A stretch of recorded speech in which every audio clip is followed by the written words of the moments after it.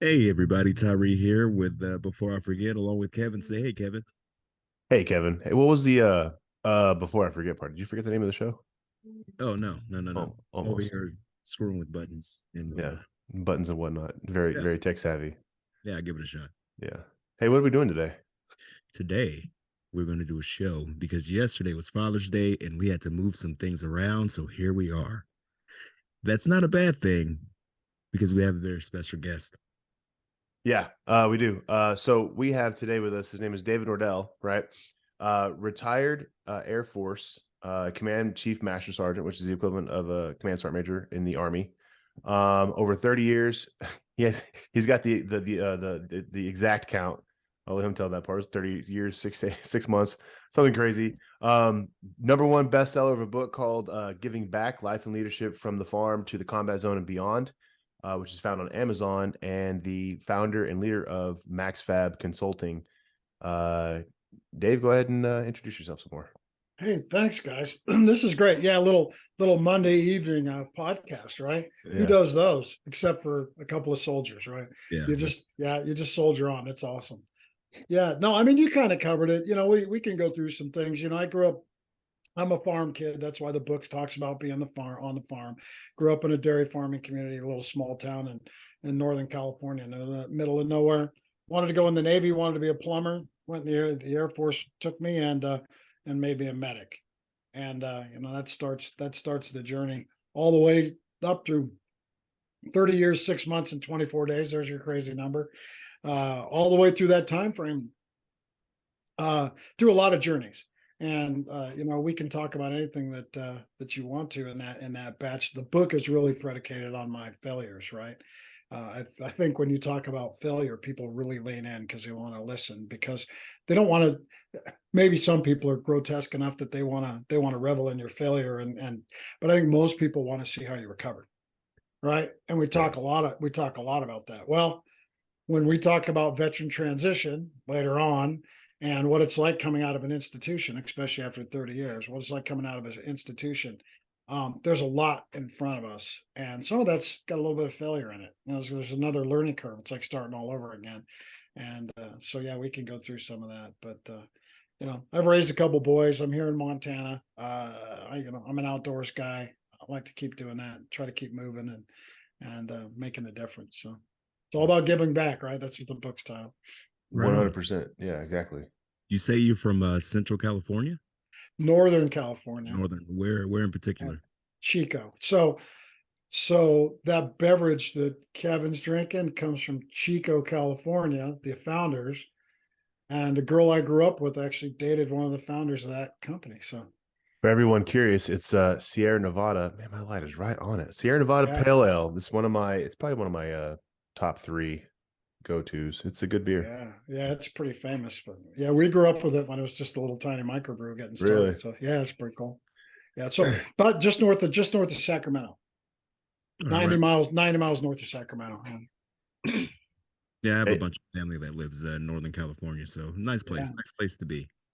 Yeah, it's expensive. I mean, it was never on the short list of retiring to go back. Oh no. yeah, Tyree. It's expensive out there. You should maybe leave. I'm working on it. Yeah. So, joining the military, why in particular did you join the particular branch that you joined? That's a great question. Actually, you kind of jump around into that.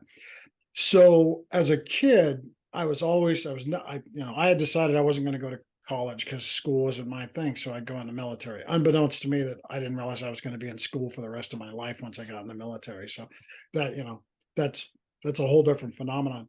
No, I was going to go in the Navy. I used to get up as a young kid and watch John Wayne storm the Iwo Jima beaches and the destroyers prep all the beaches for the Marines. And that was me. I was going to be that guy. And the end of my junior year in high school, all the recruiters show up at the high school. We all take the ASVAB test. They're all standing there. And the Navy recruiter was the biggest jackwagon on it. He was just awful that day. It's a bad day. He's having a bad. And Master Sergeant John Dees put his hand on my neck and says, "I think the Air Force might have a space for you." And it changed everything. And I said, "I just want to be a plumber." He goes, "Why do you want to be a plumber?" I said, "Because I can use that skill when I get out. It pays good." He goes, "Okay."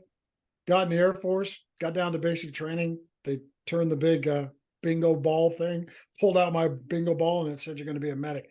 Best thing that ever happened to me.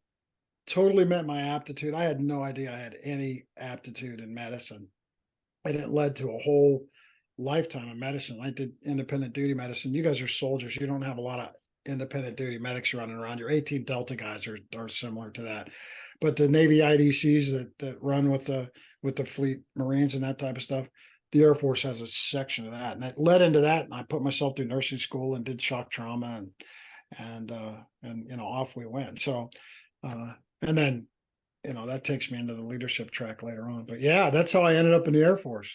There was So- not. How Go did ahead. how did your family take you joining? Did they do you have any family in the military? So my family that was in the military, interesting story, because we'll get to. I was in Somalia in '93 during Black Hawk Down, so there's a whole tie to this. So my family in the military, the ones that had served, were World War II vets, right? No Vietnam vets. That for some reason there's a whole void there, but they were World War II vets, like my grandmother's uncle. And we were close when I was a young kid. He kind of took a shining to me anyway.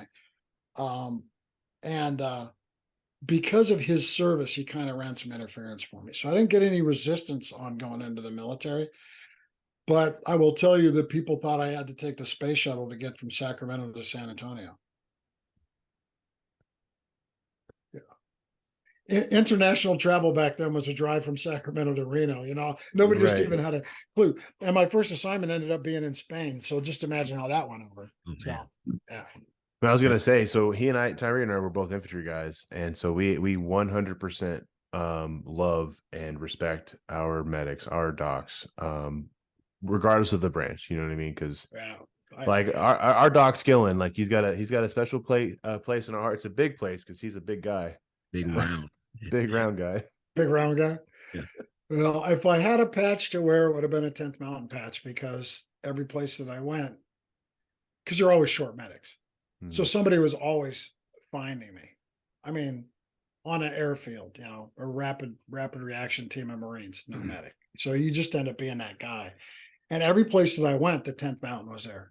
So it was just kind of, to the top, man. That's just kind of the way I kind of rolled. So I love 11 Bravo guys. You guys make great IV polls. There we go. You say hold this, and you guys do a great job. It's awesome. It's Yeah, awesome. we're pretty good at some of those tasks. But yeah, No thinking. We're all over. yeah, exactly. Just stand there and hold us. Yeah. I love it. I love soldiers, and I've been with soldiers at their moment of reckoning, and more than I'd care to admit. And there's just something about soldiers that's until you've lived it and experienced and been around it, unless you fully understand it, you really fully can't appreciate what you guys do. And being in front, learning to go towards things that's unnatural, and being in front, and just that whole being on the edge of things is extremely admirable. It takes special people to do it. Oh, we're definitely a special bunch. So when did you come in again? 1984. So 84 and served over 30 years. And I don't do math in public, so I feel like that puts you in sometime in the 2000s. 2014. Yeah, I don't. Yeah, that's the number. There you go. So I mean, that's a wild time, right? So you're coming in. The Cold War is still a thing. The wall is still up in Germany. Tensions are in the world are in different places. I mean, 84. This is 8 years after, 9 years after the official end of Vietnam. Yeah.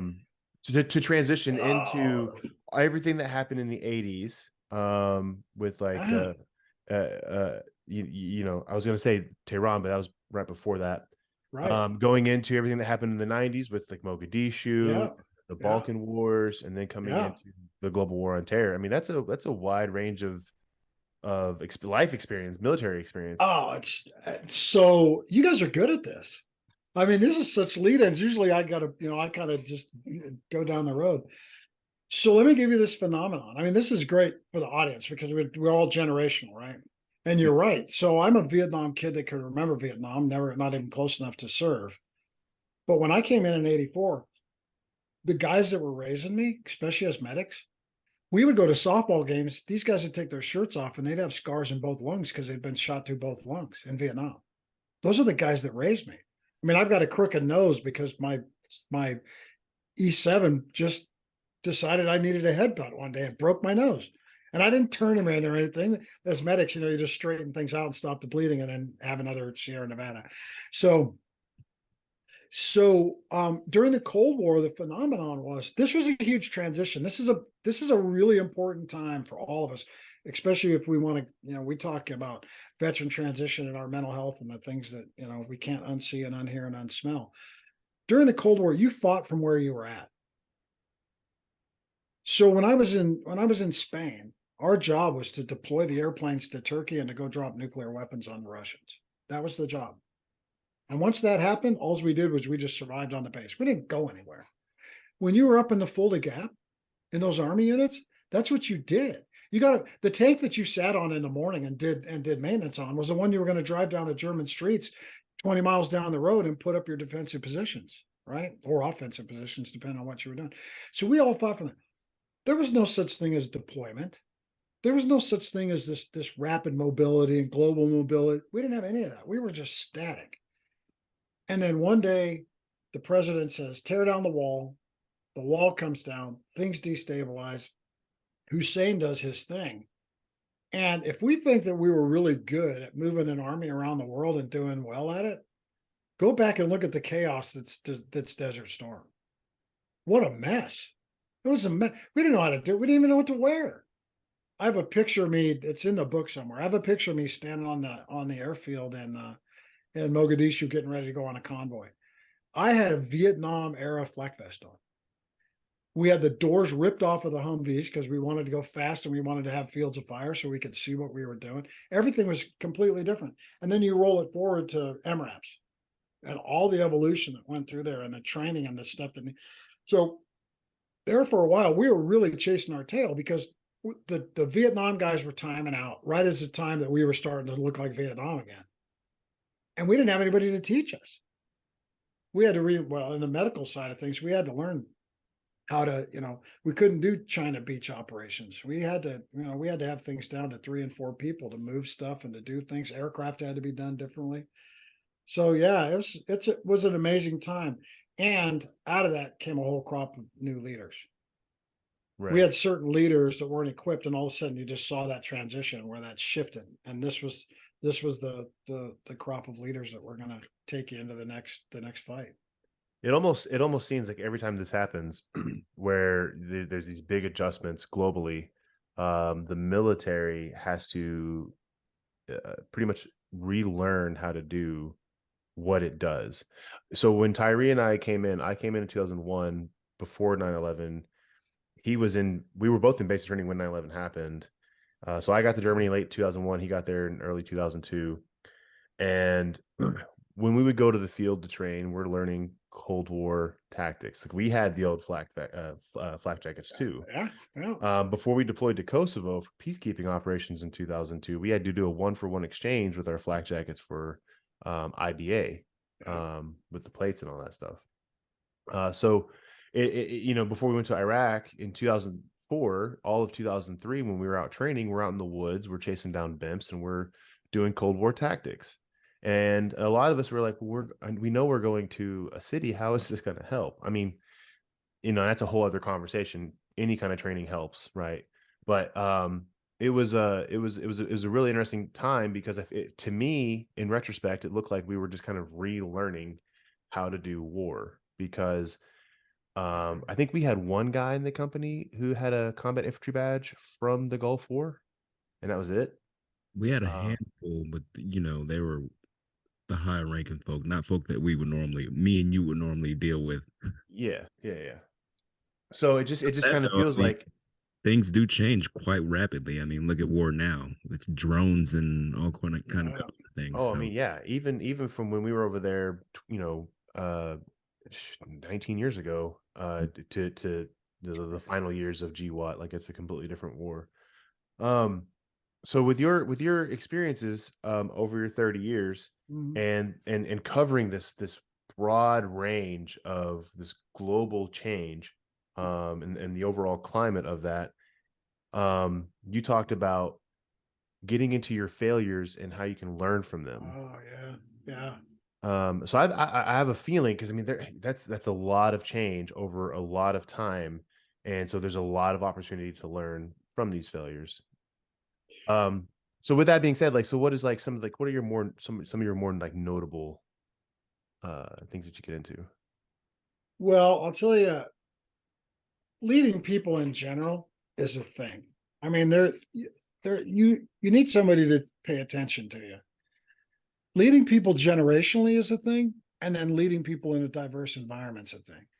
And you got to be really agile, and you need to have help. Now, the military tries really hard to build that structure. And if we start PME early, right?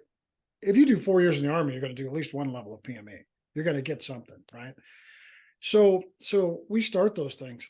I will tell you, and I can give you some specifics that are not very exciting, but they're tremendous failures. Um, Not learning my people initially was a huge fail. That transition from when you wake up in the morning, your number one priority is your people, and getting it off of your being yourself was a huge it was now I wouldn't say I was so behind the power curve on coming to the realization that, hey, now that I lead people, I'm actually responsible to their mom and dads, right? Because they've turned them over to us, and we're responsible for making sure that of their well-being. I wasn't slow to come to that realization, but I had enough people underneath me that I would screw that up. And I think that there's people that got out of the service because of my poor attention to detail of taking care of them. And so why did that happen? Well, I didn't have people that were interested in taking care of people taking care of me. Some of these Vietnam vets, you guys weren't raised by Vietnam vets. This was a brutal time. They didn't cut any slack. Most of them, my first supervisor, non-vet, E7, second supervisor. I was in Spain, and he ran the emergency room, and I'd gone to the ED to work. He would bring 2 pairs of car keys and 2 hats to work. And he'd go in his office in the morning, he'd turn the lights on, he'd put one of the hats with the car keys inside of the hats right on the side of his desk, and he would go home and drink the rest of the day. And when people would look for him, they'd say he's got to be around here somewhere because his hat and keys are there. True Those story. those old tricks, you got to know the way to get over. Like you got to walk around fast with a clipboard so no one ever We, asks you a question. I know, or keep something in your hand, right? Just hold something in your hand and you're good to go. Yeah. Yeah, so those guys were never teaching me how to take care of people. So there was a huge learning curve. I'd say some of the other failures were even later on. You can't get caught up in your own hype, because sometimes you're doing well. You're the soldier of the month, soldier of the year, airman of the week, that kind of stuff. You can get really caught up in your own hype and getting promoted and those type of things. And I know and we'll talk a little bit about this, when we transition to the civilian world, we're terrible about telling our story the right way. We're so overly humble, right? That people are like, well, this guy is boring. He didn't sell himself. They hire other people, or you don't get positions. So we need to do a better job of talking ourselves up. But you can really get caught up in the hype. And that's not how it works, because people end up getting hurt. If you're in combat, people end up getting hurt because it's about the guy to your right and left, right? Absolutely. So I'd say, if you want specific stories, I can break a couple down for you, but I'd say that learning curve were the failures that, when I run back through my mind, were the biggest teaching moments, because it's turned me into, as corny as it may sound, it's turned me into an ultra empath. I've got a whole keynote speech that's called "Closing the 25-Yard Gap." I was made a squad leader in basic training on my 4th day. I had 12 guys I was responsible for. The only thing, that a number of 12 that I was ever responsible for, was 12 cows to milk, right? And so I got these 12 guys that I'm responsible for. I come from the middle of nowhere, Northern California. The flight's full of people from all over the United States. And the barracks is 25 yards long. And I made a lot of mistakes by making assumptions in those 25 yards about all the people in that 25-yard span, instead of getting off my butt and walking down and finding out. And the reason that I didn't was because in there is a scary space. Because you're going to you're going to look kind of silly because you're going to ask basic questions that you don't know anything about, and you have to close those gaps. And so it started right there. I mean, it's a beautiful journey. I mean, there's the conversations that I had on the sides of my bunk in basic training in December of 1984 have shaped my whole entire life. It's changed the way I see people. It's changed the way I interact with people. Not much bothers me. I'm the guy that if I'm walking down the street and a bunch of homeless people are sitting around, I'll go look them in the eye and ask how they're doing and have a 20-minute conversation with them. And people are like, what are you doing? And I'm like, I'm talking to another human being and I'm going to learn something, so. Yeah. You Yeah. wouldn't fit around very well here in California now. We don't like to talk to anybody except our phones and Twitter. Right. What was you say you got to have different kind of conversations with other people in basic, and then you get to Spain and you say the leadership was not exactly how you imagined it. How did that feel? Like, man, you're pumped to go to your first duty station and you get there and you're like, man, this is not exactly how I thought it would be. Right. So you guys remember when you got out of basic training, how you felt, right? You wanted to go home, put on your PT gear and run around the town, right? So everybody could see you. We all did it. All of us. Right. So everybody see Army and we're back, and you're lean and mean and feeling good. And some girl that would never have an eye for you, she's got her eye. It's happened to all of us, man. Oh, It's yeah, happened to all of us. that's definitely a Yeah. thing. Yeah. It's a total thing. So you're standing straight. And, when I got to Spain and I run into, NCO, and it's not about Vietnam vets. It's just about, you got to think they'd come out of the war and now they're in this Cold War environment. So they're coming around, they're coming out of this thing. And now it's just static, right? It's just day over day over day. And so it's not a Vietnam vet thing. It's a leadership thing. Yeah. I get onto my first job in the Air Force was delivering babies.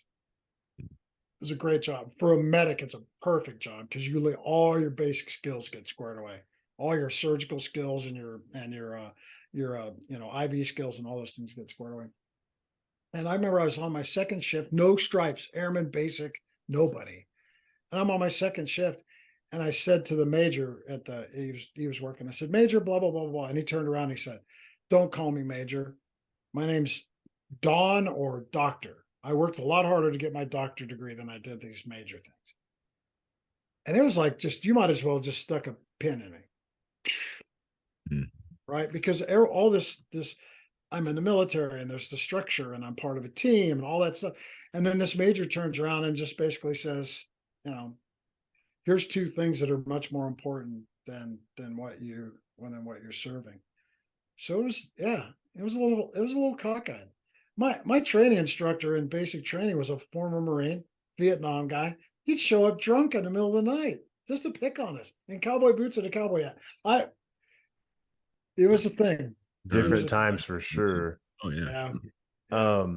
And so I kind of I think there's an interesting parallel between when you came in and these Vietnam veterans are now living in a static military, and to current times where now combat operations are over, quote unquote, and GWAT is over. Even though we have people all over the world doing things, our military once again finds itself in a static position.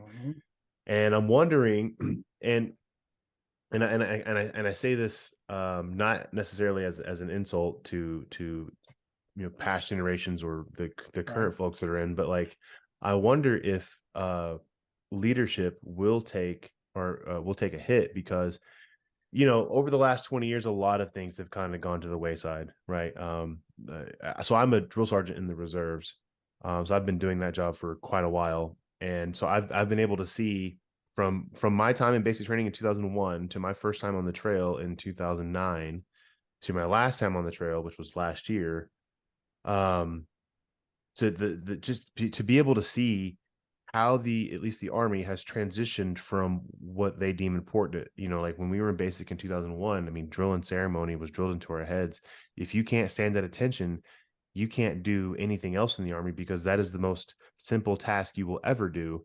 To now, it's just, what is drill and ceremony. And so I wonder if if going into the next few years, depending on the global climate, if we're going to see kind of a resurgence of people that don't necessarily know what to do in terms of proper leadership, and the Army trying to get back to what is supposed to matter in a garrison army or in a garrison military. What are your thoughts? What do you think? So, no, I think you're right. I think the phenomenon I kind of lived through, when I was on my third sidearm, third gas mask, and third uniform, I knew it was time to retire, right? Mm. Just because everybody's got their way, except it was still a uniform, it was still a gas mask, everybody's always tweaking on things. Listen, if you study history, you'll find out, and this was the, even if you go back to the Civil War and you look at the Union leaders, and Abraham Lincoln just struggled with his generals because they picked the generals for the wrong reasons, right? They picked the generals out of political positions. These were people that were very successful in building the army and building the logistics and building all of that structure, but they weren't leaders. And so who ended up being leaders? These guys that they had never even earmarked for being generals, and they popped them to the top. Because if you put them in front of a bunch of men, not only were they aggressive and got the mission accomplished, but there was a certain level of courage and bravery, and they had a natural knack of getting people to follow them to the cannon fire, right? So the sine waves on leadership and the military are inverted, right? So as you're switching out leadership to try and meet the current state, what you should see now is that our 3 and 4-star generals will probably start to morph into more bureaucratic political type generals that can handle those stages. These are guys that fly to, Ethiopia tomorrow, and they're envoys. They got a uniform on, they got 4 stars on, they hold some senior position, but they're envoys. They're not the strategists. They're not the sandbox guys. And those sandbox guys will get held back for a little bit. And then all of a sudden something's going to happen. There's going to be a call to action, and there's going to be gaps. And then you'll see that shift, but it's always a little bit behind. So I think the phenomenon that you've seen is that because of where our country's at right now, the military has always been the test bed for social experimentation. Always. The Air Force was the first to integrate, right? The Air Force took that on and said, we'll integrate. And I think it was because they were so new, it was just the easiest to do. But think about when I came in 1984, people were getting letters of reprimand for smoking pot. The theory on drinking and driving was we didn't practice enough. The 2 places everybody hung out were the smoke pit and the office and the NCO club, right? And then this is when I came in, and then it's transitioned to, you went to jail if you were smoking pot. Now everybody hangs out at the education office and the gym, right? And I went through, if you were homosexual, you were out. In fact, and I served my first couple of assignments, I had a lot of people I served with that were homosexual, probably disproportionate amount. To don't ask, don't tell, which was a feeble way of getting around that. To serve openly, openly gay, to now we inherit all the social things that are going on and shifting that way. It's hard to lead in that environment. What kind of leader do you pick to do that? Right. What do they look like? What's their backgrounds? What's their PME? Do we change PME to cover some of these things, to do those kind of things? What is that like? So I think I think where you're going is, do we have the right leaders today? Will we have the right leaders tomorrow? And how do we figure all that out? And I don't think, here's what we don't know.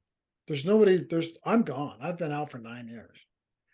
If I was still in, I would be the go-to guy right now to teach people how to have an in-garrison force. Because here's what's going to happen to the United States Army. I'll tell you what's going to happen to the United States Army. All your discipline issues are going to go up by between 10 and 20%. Within the next year, they're going to be through the roof. Your recruiting and your retention rates will be all shifted.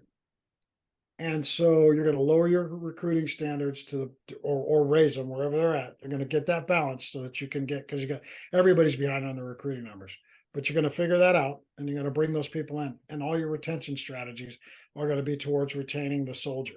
Well, a soldier in garrison gets retained differently than a soldier that's you know, um, on a rotational cycle, wherever they're at in the RIPTOA. So who leads that, and who's left to lead that? And I guess in your question, I hear a little bit of concern. I'm not going to reassure you. We're going to have to go through a cycle, is what it's going to be. So it's going to be up to us. You're going to have a bunch of people that need a certain type of leadership. And then you're going to have Master Sergeant Bill Davis, who breaks your nose in your second assignment. Well, and I think it's like what you said, going back to the Civil War with the Union troops and or the generals, the ones that would eventually come to lead successfully, were those people that you don't hear about much, and who can adapt to the current environment, and can get in front of these people, Right. whether it be soldiers, Marines, airmen, naval personnel, and can say, hey, I understand what's going on. I want to help. I want to lead. And those are the people that's gonna lead on to the future. But I think you're right. It's gonna be there's gonna be a gap or a void, a generational skip or something, where we're gonna have the military wide is gonna have an interesting and difficult transition into what the future looks like. Which I think is a pretty decent segue into, okay, so you talk about with MaxFab Consulting, transitioning out of the military, and I kind of want to go back to when you said you just got out of basic training, you get to your first duty station in Spain, you're all gung ho, ready to go. Everybody has a rank, and that's what I'm going to call them when I'm standing at parade rest or attention. And this major's like, don't call me that. It's Don or Doctor. Yeah. I mean, that's a transition right there. And real early. I mean, right off the bat, yeah.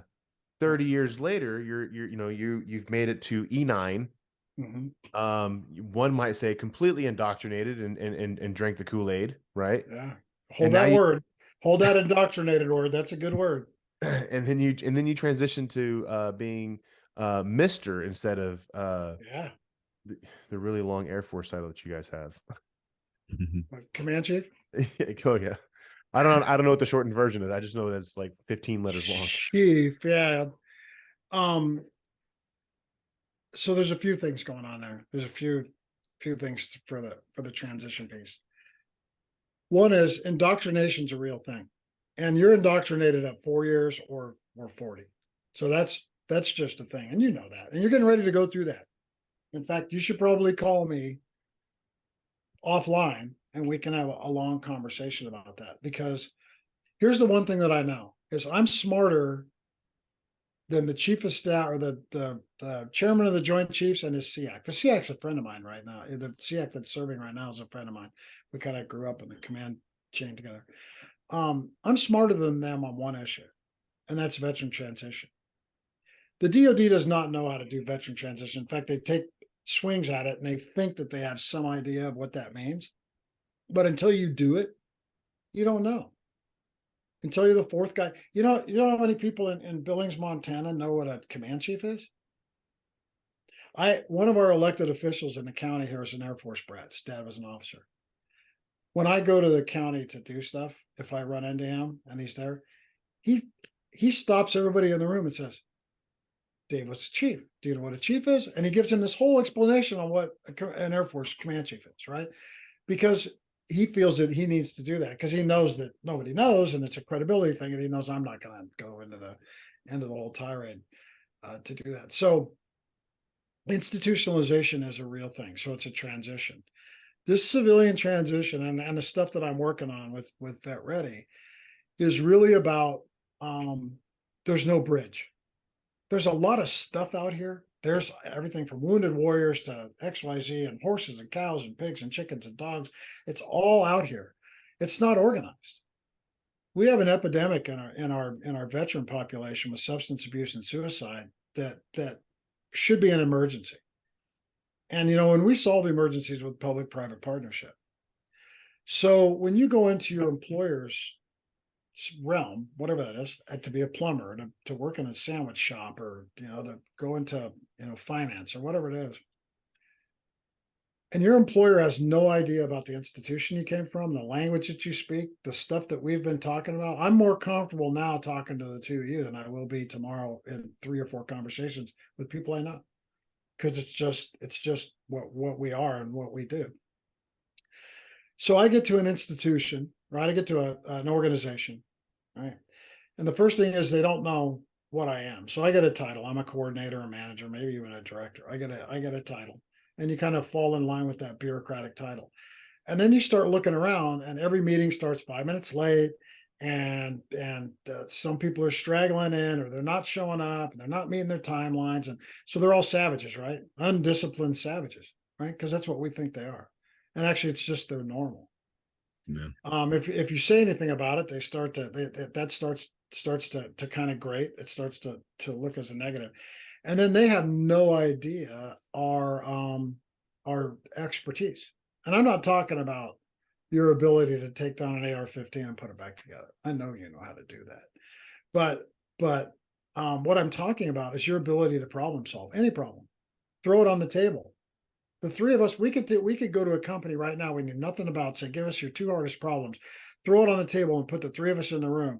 And when we walked out of there, they would say, "Oh, we never thought of that," and it would probably be the solution, because we would just work it. But they don't have an appreciation for that, nor do they see a need for that. So right now, 43 out of every 100 veterans that get out of, so we create 1,300 new veterans every day in this country. So if you add in their families, it's about the town I grew up in, 5,000 people every day come out of this institution. They come off of the planet Klingon and they land back on Earth. Now, we're not any different than prisoners. If I was in jail for 30 years and I was in the military for 30 years, I've been institutionalized, right? And so if I took a prisoner, did nothing with him, dropped him in the middle of downtown Billings, Montana, are the odds that he's going to do something wrong and go back to prison, or he's going to become a tax-paying citizen? Probably going to go back. But he gets to go back to his planet. We don't have the option to go back to our planet, and here we are. So when you're dropped in the middle of society as a veteran, what's there for you? Well, there's some people that tell you to sit up straight, wear a tie, brag about yourself. Here's your resume, go get a job. And when you get a job, they say, hey, statistically, we placed 99 out of 100 veterans next month. And I would say to them, and half of them will be gone in the next year, because the civilian institutions are not veteran ready. So what happens? You quit your job, you end up in the bar, you lose your sense of purpose, you don't want to talk to anybody. Some of us come with scary stuff like PTSD, moral injury. We can talk about that. I own both of those, and so we turn to our 3 favorite counselors, right? The most ready counselors, Jim, Johnny, and Jack, because they're always there. They're our best buddies, right? And they shut off all of that stuff for us until we wake up in the morning, and then we got to remake our friendship.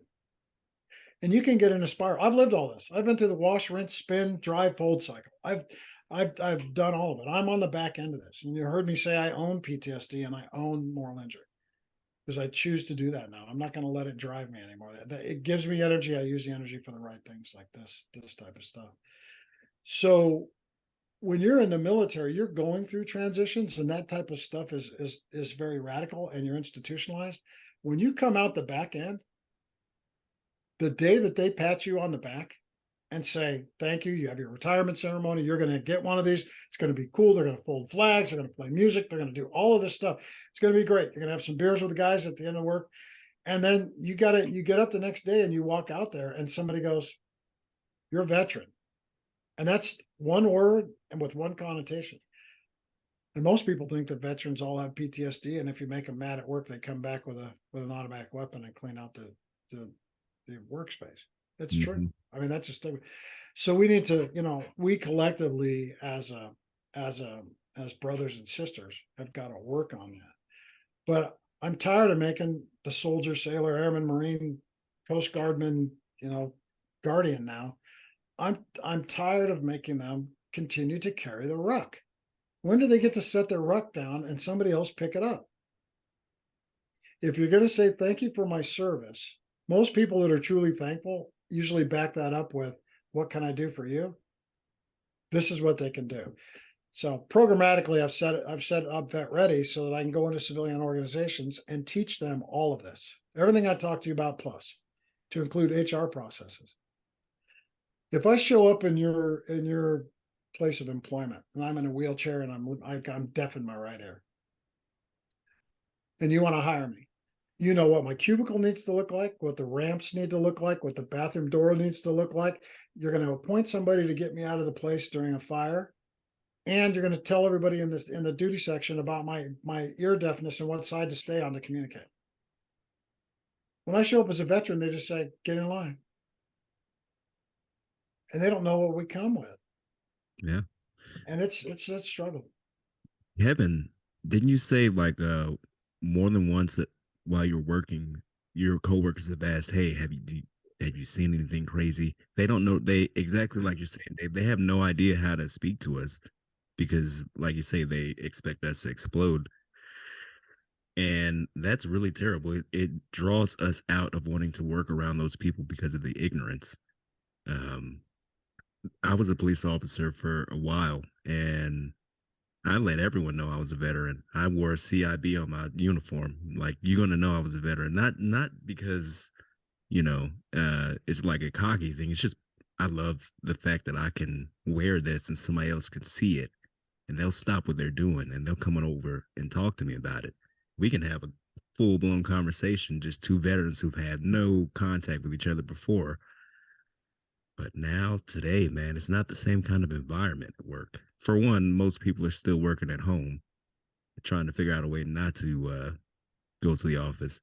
Mm-hmm. Two, once they get there, they still don't want to talk to each other. Like you said, it's just a coldness, cold world. Do your job and go home. Punch in, punch out. It's not like the military where we're there all the time.